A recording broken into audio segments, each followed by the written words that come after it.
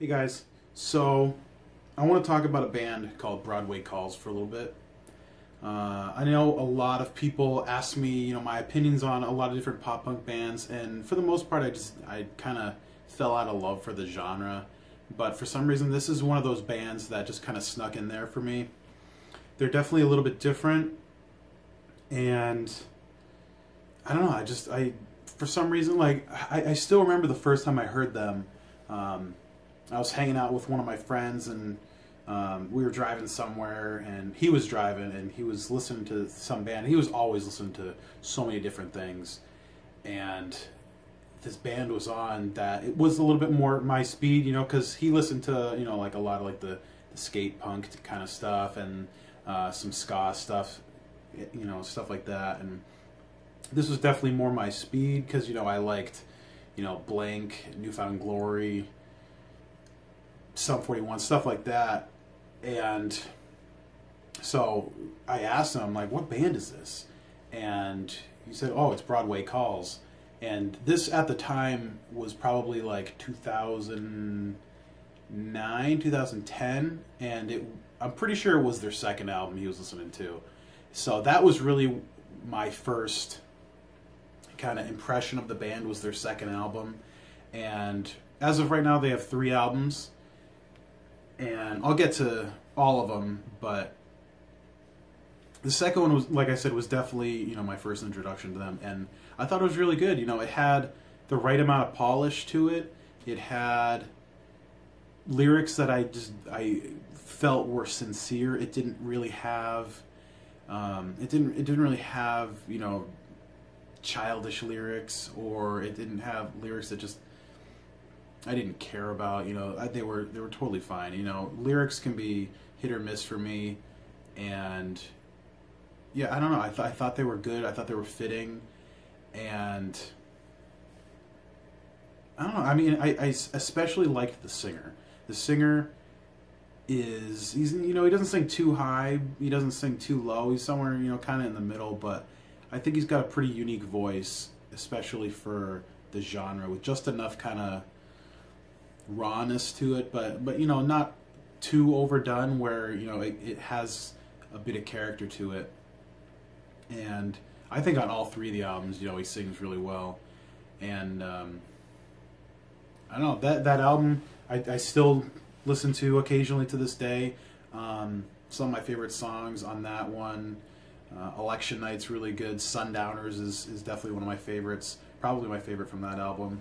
And I think it's really just a solid pop punk album, from front to back. Possibly their best album. And I don't know, I think anybody who hasn't checked it out and is a pop punk fan is definitely doing themselves a disservice, because it really is solid. It's got a lot of fun guitar parts to play. Not so much, like riffy stuff, but just like fun, fast rhythms. They definitely do their fair share of faster songs, which I enjoy. But it's kind of mixed in with some slower stuff, some mid-tempo stuff. So it's not all just either in your face really fast, or slower. It's a good mix, which I enjoy.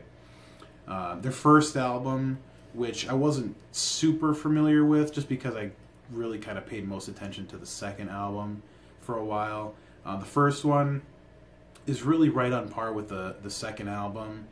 It's a little bit raw, a little bit less budget, you can tell. Maybe it was produced quicker, maybe it was mixed quicker, I'm not entirely sure, but it definitely has a bit more punk kind of vibe to it, just in that sense that it seems more homemade. It seems a bit more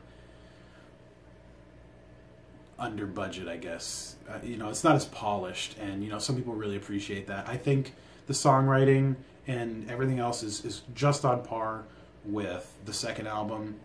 I really just think, sonically, it's just a little bit more raw than the second album, which, like I said, I think a lot of people would really enjoy. So maybe that's your thing. Maybe you prefer that over the second album. I think there's even some overlapping songs. I think there's at least one song that was on the first album that's on the second one. but I'm not 100% sure on that one. I've just been listening to all of them, you know, so much over the past couple weeks, and it's kind of hard to remember exactly what's on which album. But yeah, I think the first album is a really strong debut for them. I don't know. Well, it does say that they did an EP called Call the Medic the year before, but I haven't listened to that. But as far as, you know, a full length, you know, big debut goes, I think it was a really solid effort, and I think that it's a great showcase for the band. I still think the second album is a bit better. It's a bit more focused. The production's definitely a bit better, and I think it's just overall a little bit better listening experience from front to back. But you know, that's not saying much. I mean, the first album's definitely a pretty solid album. The third album kind of took me by surprise a little bit. I believe the second guitar player of the band left between the second and third album. I'm not 100% sure on that, because finding info on them is kind of iffy these days. But it definitely added a bit to the sound. Having that second guitar player, there was a lot more mix between, you know, rhythm and, you know, kind of like harmony type stuff as far as you know, the instrumentation goes, at least on the second album. And the third album, it's really just the singer, who also plays guitar, doing basically everything.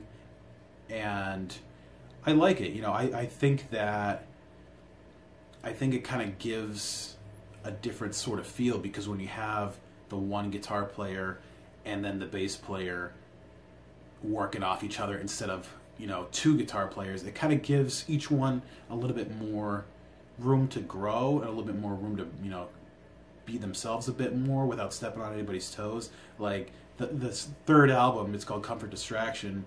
I feel like the bass gets a lot more time to shine a bit more, and same goes for the guitar.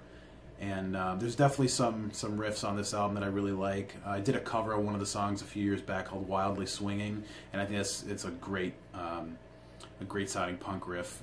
That intro is really, really cool. Some of the other songs, I can't quite remember the names of the songs. Let me see. The first track, I think the first couple tracks, yeah, Bring on the Storm and Open Letter are both really good. I like those a lot. There's a couple songs on this one that I don't love, but you know, there's a few others like those ones I mentioned that I think make up for it. I would say I even like those couple songs more than I like most of the songs on the last couple albums. That being said, I still think the first and second album are a bit better listening experiences just front to back. I think it's just more cohesive. And I think the third album has its highs and it has its lows, and I don't know, some songs just shine a bit more than others. That being said, you know, it's been a few years since they put out anything. I think this last album came out in 2013, so 5 years ago. It looks like they really kind of went on hiatus, or, you know, just kind of stepped out of the spotlight. You know, even, you know, their Wikipedia page has barely been updated or anything, and I went to their Twitter page. It looks like they're just starting to write new music, which I'm happy about. You know, I'll definitely be looking into their music a bit more if they release anything else. But yeah, I mean, it's really a solid band. Even if it's just 3 albums, it's definitely worth checking out. I think they're definitely one of my preferred pop punk bands, and you know, I don't know exactly what they've got that other bands don't. You know, especially for me, since there's so many pop punk bands that just feel like they're, you know, just copying everybody else. I don't know, there's something about this band that just feels a bit more unique to me. Maybe it's just the singer, maybe it's the way he's singing, maybe it's what he's singing about. I'm not 100% sure. Maybe it's a little bit of everything. But either way, you know, I definitely recommend checking them out.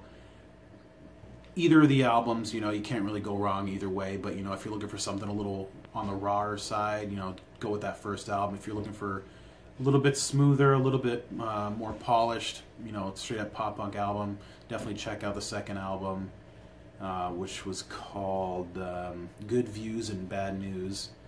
And then if you're looking for something a little bit darker, with, you know, quite a few fast songs, I would check out the third album. But like I said, you know, they're all good. They're all definitely worth checking out. So if you like them, you know, feel free to leave a comment below, or if you don't like them, you know, let me know. And by all means, if you guys know of any other bands that are like this that you think are worth checking out, definitely mention. And yeah, just let me know what you think, and I'll see you guys later. Thanks for watching.